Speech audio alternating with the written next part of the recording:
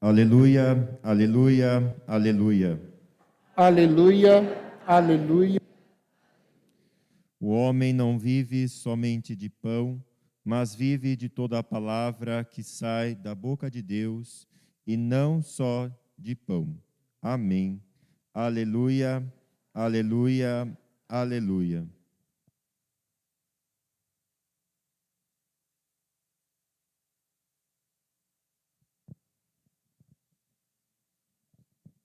O Senhor esteja convosco. Proclamação do Evangelho de Jesus Cristo segundo São João. Naquele tempo, quando a multidão viu que Jesus não estava ali, nem os seus discípulos, subiram às barcas e foram à procura de Jesus em Cafarnaum. Quando o encontraram no outro lado do mar, perguntaram-lhe: Rabi, quando chegaste aqui?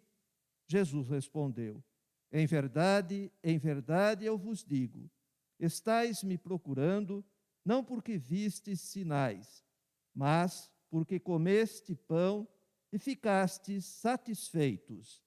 Esforçai-vos não pelo alimento que se perde, mas pelo alimento que permanece até a vida eterna, e que o Filho do Homem vos dará. Pois este é quem o Pai marcou com o seu selo. Então perguntaram: que devemos fazer para realizar as obras de Deus? Jesus respondeu: a obra de Deus é que acrediteis naquele que ele enviou. Eles perguntaram: que sinal realizas para que possamos ver e crer em ti? Que obras fazes? Nossos pais comeram maná no deserto, como está na Escritura: pão do céu deu-lhes a comer. Jesus respondeu: em verdade vos digo, não foi Moisés quem vos deu o pão que veio do céu. É meu Pai que vos dá o verdadeiro pão do céu, pois o pão de Deus é aquele que desce do céu e dá vida ao mundo. Então pediram: Senhor, dá-nos sempre deste pão. Jesus lhes disse: eu sou o pão da vida. Quem vem a mim não terá mais fome, e quem crê em mim nunca mais terá sede. Palavra da salvação.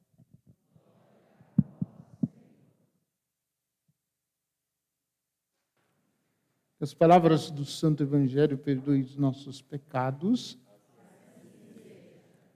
Podem sentar um pouquinho.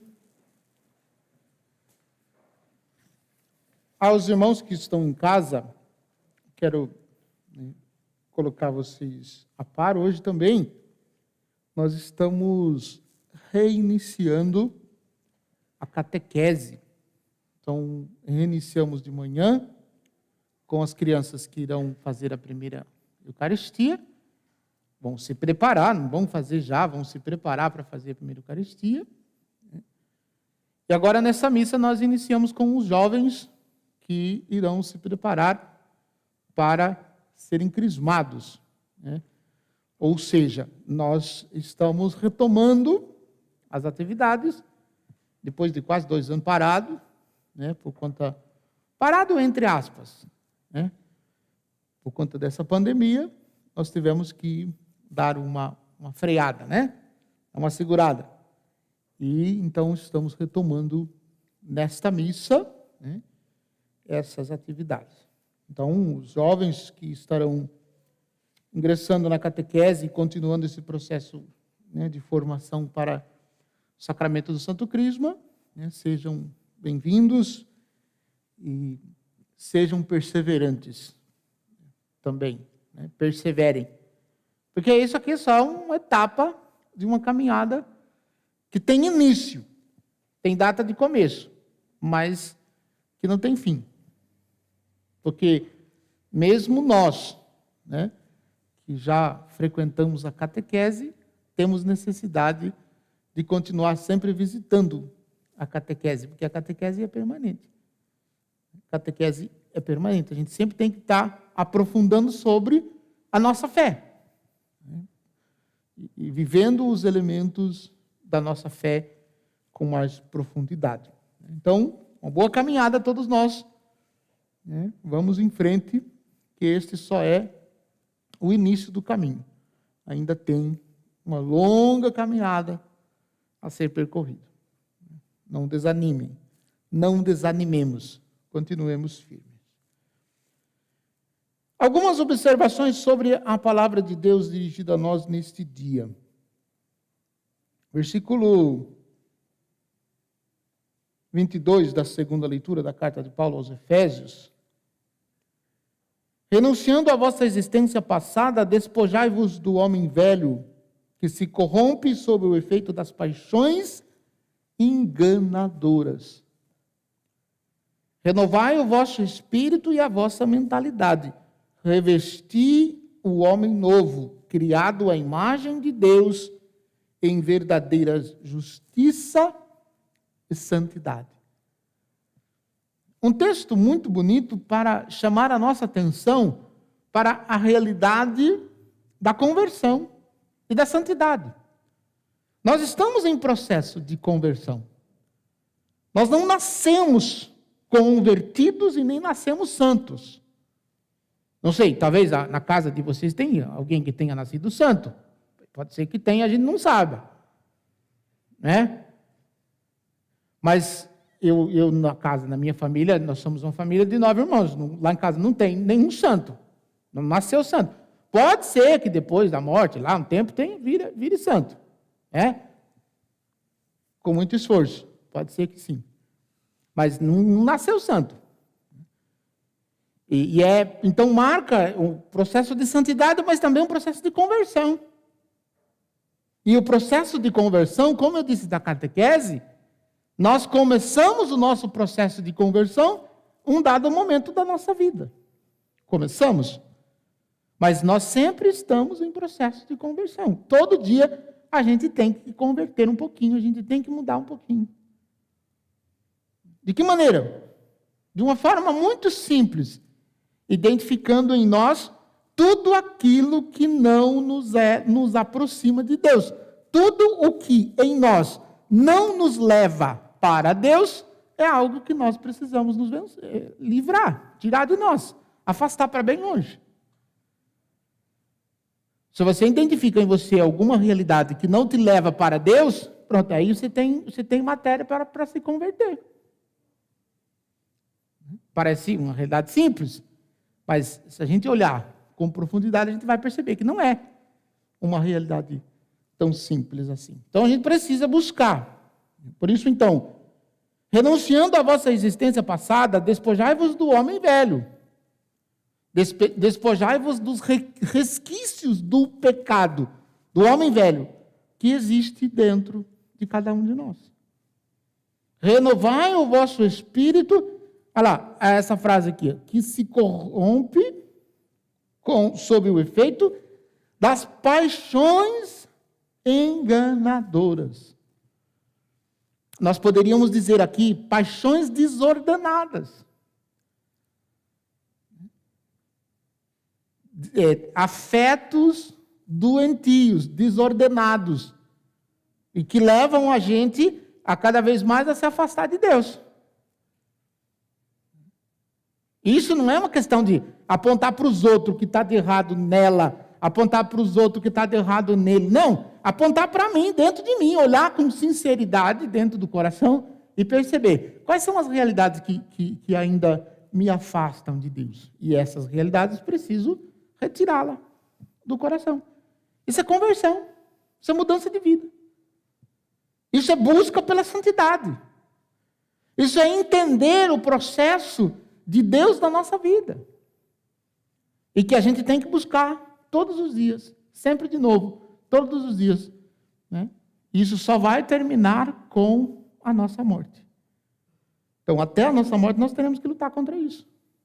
Depois da morte, daí vai ser definido se a gente vai, né, para o céu, direto, uma vez só, né? Ou se a gente vai fazer uma paradinha no meio do caminho, no purgatório, para purificar alguns pecadinhos que não deu tempo de purificar aqui, né? Ou então, se a gente vai para o outro lado, Aquele lado que a gente nunca mais vai ver Deus. Lá para os quintos. Sabe? Aquele lugarzinho lá. Então, se a gente não se converter nesse processo de vida, a gente vai para lá. Deus me livre e guarde. Eu quero me converter. Nem que eu tenha que passar uns bons anos no purgatório. Mas eu preciso me converter, mudar de vida. Deus me livre de morrer em pecado mortal. Porque se morrer em pecado mortal, vai para lá. Não importa se é padre, não importa se é seminarista, diácono, bispo, acólito, ministros. Não importa. Então, processo de conversão e de vida de santidade. Afastar tudo aquilo que não leva para Deus. Mudar de vida. Buscar viver segundo o que o Senhor Jesus nos ensinou. Imitá-lo é ser parecido com ele. Na primeira leitura, nós vivemos uma realidade, eu dizia semana passada, que a única diferença nossa, do nós aqui, para o povo de Israel, é muito simples, é que nós não reclamamos, o povo de Israel reclamava. Então essa é basicamente a única diferença nossa entre o povo de Israel. Mas deixa-me provocá-los da seguinte maneira. Você que está em casa também. Vou fazer uma proposição, você escolhe. O que é melhor? O que você escolheria se fosse você? Não ter liberdade e ter pão? Ou ser livre e não ter pão? O que você escolheria? Você também em casa. O que vocês escolheriam? Não ter liberdade e ter pão? Ou não ter pão e ter liberdade? O que você escolheria? Responda rápido. Ter pão e não ter liberdade? Alguém escolheria ter pão e não ter liberdade? Eu prefiro não ter pão e ter liberdade. Eu, estando livre, eu posso correr atrás do pão, posso trabalhar, posso buscar. Eu, estando preso, que pão que vão me dar? Desculpem a expressão, pão que o diabo amassou, né? Vai ter para estar preso? É mais ou menos isso que o povo de Israel está reclamando. Eles estão reclamando porque está faltando pão. No Egito, eles tinham pão com fartura, mas não tinham liberdade. Como povo de Deus, falta pão, mas eles estão livres.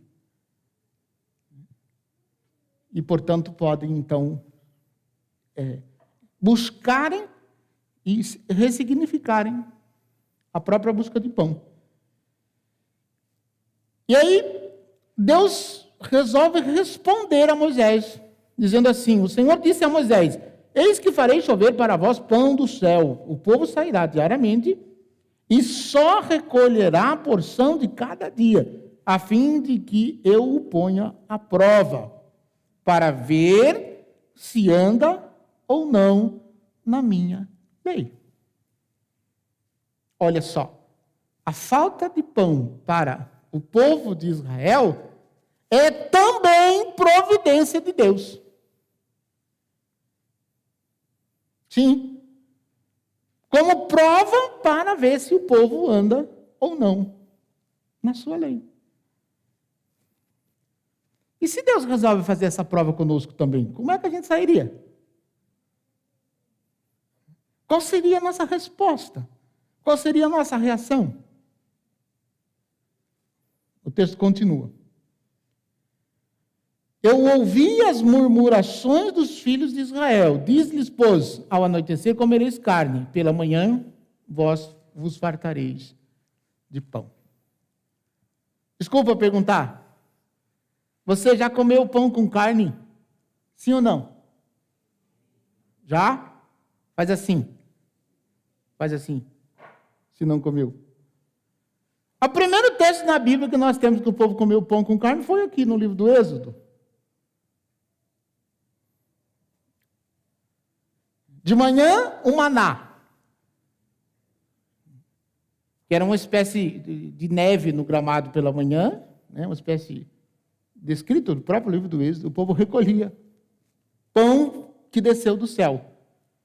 E é interessante porque aquele pão que o povo comia, cada um sentia o gosto que queria. Você sentia gosto de pão com presunto? Você tinha gosto de... Não sei se tinha presunto naquela época. Pão com carne.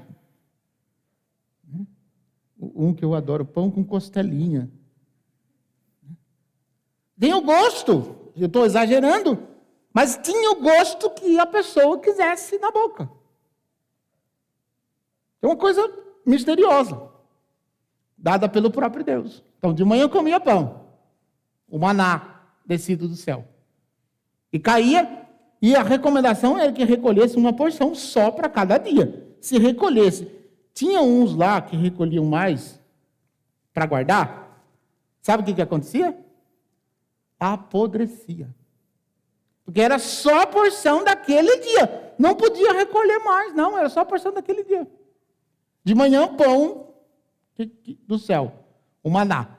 E à tarde, as codornizes, as aves, caíam lá no acampamento do povo de Israel. E eles, né, fritavam, assavam, colocavam no meio do pão. Meio do pão é exagero do padre. Não é desse jeito. Mas somente para, né, forçar a nossa imaginação. A providência de Deus. O povo reclamava de pão, veio pão e veio carne. E assim Deus se fazia presente perto do povo. Deus experimentava. Vendo aquilo, os filhos de Israel disseram entre si: o que é isto? Porque não sabia o que era. Moisés respondeu: isto é o pão que o Senhor vos deu como alimento.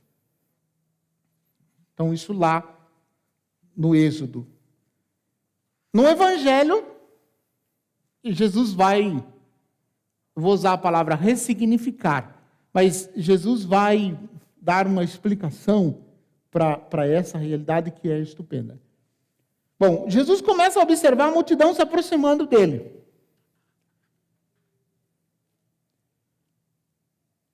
E Jesus percebe o porquê que eles estão procurando. 26, versículo 26 do capítulo 6. Jesus respondeu: em verdade eu vos digo, vocês estão me procurando não porque vistes os sinais, mas porque comestes pão e ficastes satisfeitos. Tradução do padre: comeram pão e ficaram com o bucho cheio. Por isso estavam procurando Jesus. Porque era interessante estar seguindo alguém que pudesse providenciar o pão para comer, que eu pudesse comer pão todo dia. Segundo a mentalidade deles. Era interessante, claro. E aí Jesus, numa frase, ele dá uma catequese sensacional. Diz assim: esforçai-vos pelo alimento que não se perde. Esforçai-vos não pelo alimento que se perde, mas pelo alimento que permanece até a vida eterna, que o Filho do Homem vos dará. Pois este é quem o Pai marcou com o seu selo. O Jesus está desafiando os seus discípulos a terem fé nele, porque ele será o alimento verdadeiro, o verdadeiro pão do céu. O diálogo, eles perguntam algumas coisas para Jesus, e dizem que nossos pais comeram maná no deserto, como está escrito, pão do céu deu-lhes a comer. Em verdade eu vos digo, não foi Moisés quem vos deu o pão do céu, que veio do céu, é meu Pai que vos dá o verdadeiro pão do céu. Pois o pão de Deus é aquele que desceu do céu e dá vida ao mundo. Lembra quando eu falei que o sinal da multiplicação dos pães, domingo passado, apontava para uma outra realidade mais profunda? Então, Jesus está levando os discípulos a essa realidade mais profunda. É Ele o pão que desceu do céu. É Ele o pão que desceu do céu. E que dá vida. Quem vem a mim não terá mais fome. Quem crê em mim nunca mais terá sede. Então, o efeito deste pão, que não é mais pão ao ser consagrado, é o corpo de Cristo, que nós iremos receber daqui a pouco, ele só vai ser profundo na minha vida se eu recebê-lo com fé. Se eu não recebê-lo com fé, não vai produzir efeito na minha vida. E olha que mistério tremendo. A gente vai receber. Tem gosto de pão, tem cheiro de pão, tem gosto de vinho, tem cheiro de vinho, mas não é pão, mas não é vinho. Pensa nisso. Eu não sei se vocês já receberam, estou vendo ali na mão do menino. Uma oração, essa oração foi ensinada pelo anjo, chamado Anjo de Portugal, para as crianças, os pastorinhos, nas aparições de Fátima. Talvez muitas vezes a gente fique diante de Jesus quando a gente comunga, sem saber o que dizer. O que a gente fala depois que a gente comunga? E é muito, eu vou dizer, triste, às vezes observar entre nós, as pessoas comungam como se estivessem recebendo um pedaço de bala. Ou recebendo alguma coisa, um objeto qualquer. Não demonstra nenhum tipo de reverência. Comunga, às pressas, de qualquer jeito, volta, senta, fica olhando para a equipe de música, fica olhando para a equipe de litúrgica, fica olhando para o teto, contando as luzes apagadas no teto da igreja, e fica distraído. Às vezes, momento ali de intimidade profunda, Jesus nosso Senhor, que passou pelo altar da Eucaristia, é nosso alimento, está dentro de nós. E nós podemos ali estabelecer um diálogo profundo com Ele, falar das coisas mais profundas do nosso coração. E a gente fica vagando, pensando em sei lá o quê. Vocês olharem o cartãozinho que vocês receberam com a oração, tem de um lado a imagem de um anjo com a Eucaristia nas mãos. Pode observar aí na foto quem está com o cartãozinho. Tem um anjo com a Eucaristia na mão. E tem a oração. Esta oração foi ensinada pelo próprio anjo. Está descrito a história da aparição no verso desse cartão. Você pode depois olhar com atenção para você entender o porquê da oração. A partir de hoje, nós rezaremos essa oração sempre após a comunhão. Como um diálogo com Jesus. E nesta oração, o anjo pede para que as crianças rezassem, consolando o coração de Jesus pelos ultrajes, sacrilégios e indiferenças com que ele mesmo é ofendido. Ultrajes, sacrilégios e indiferenças. E o anjo diz, em uma das aparições, estes pecados cometidos muitas vezes por pessoas que são católicas e que são até mesmo, muitas vezes, consagradas a Deus. Por isso, eu gostaria que a gente refletisse nesse mistério, nesse tesouro, nessa grandiosidade que a gente tem.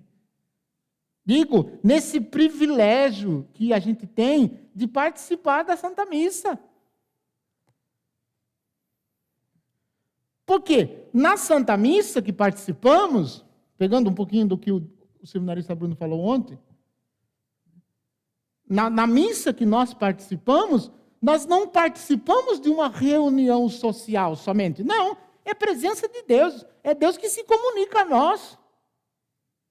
Para mudar a nossa vida, para ser nosso alimento, como disse Jesus.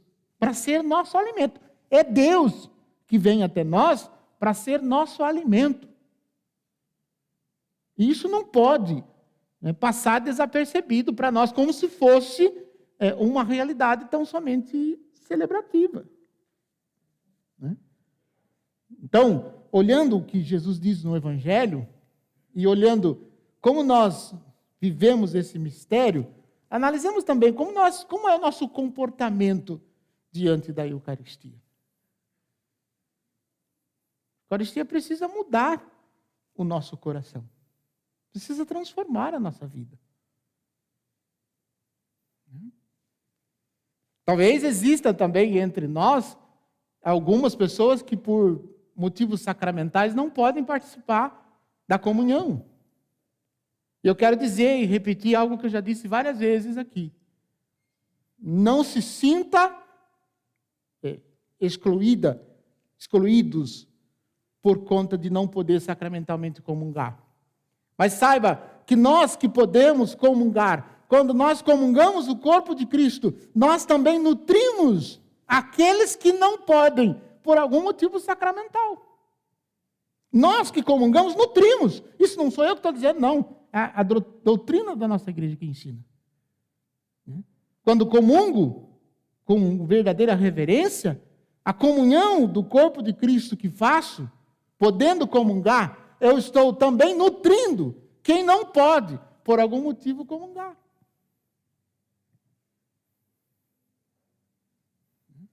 Comungar sacramentalmente. Veja como que isso é sério. E uma coisa que eu aprendi ano passado, não, em 2019, sobre isso é que também, por isso que o padre é sempre o primeiro a comungar. Porque se o padre não comungar, se eu não comungar na missa que eu estou presidindo, a Eucaristia não acontece. Olha que coisa tremenda. Por isso o padre, na missa, é sempre o primeiro a comungar.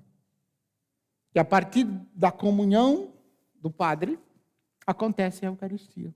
E aí todos nós comungamos no mesmo corpo e no mesmo sangue de Jesus.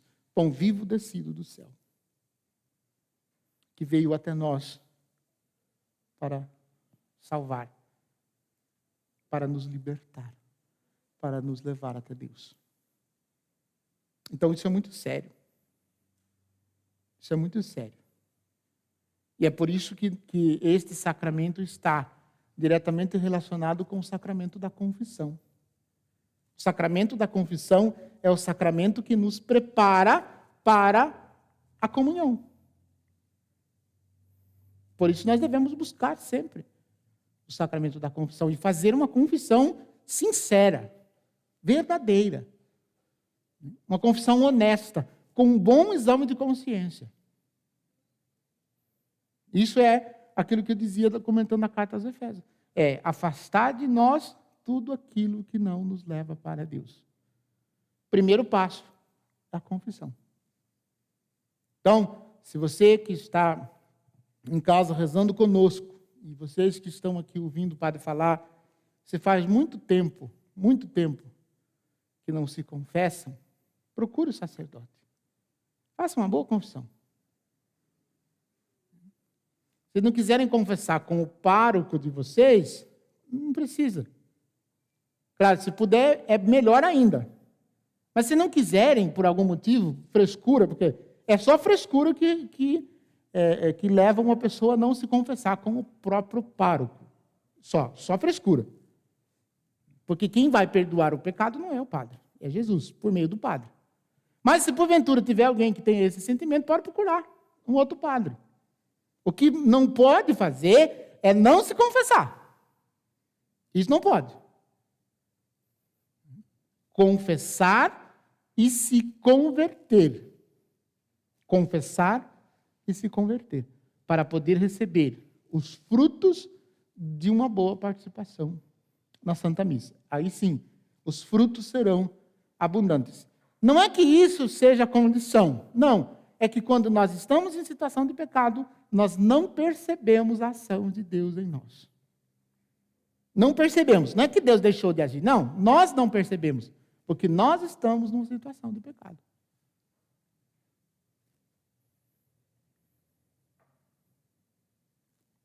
Então, diante desse tesouro maravilhoso que a gente tem, vamos aproveitar melhor. Vamos aproveitar melhor. Uma graça extraordinária que nós temos de poder participar na Santa Missa. É uma graça extraordinária. E o que nós, repito, fazemos não é uma reunião social. É encontro com Deus, porque é iniciativa de Deus. Ele é o pão vivo descido do céu.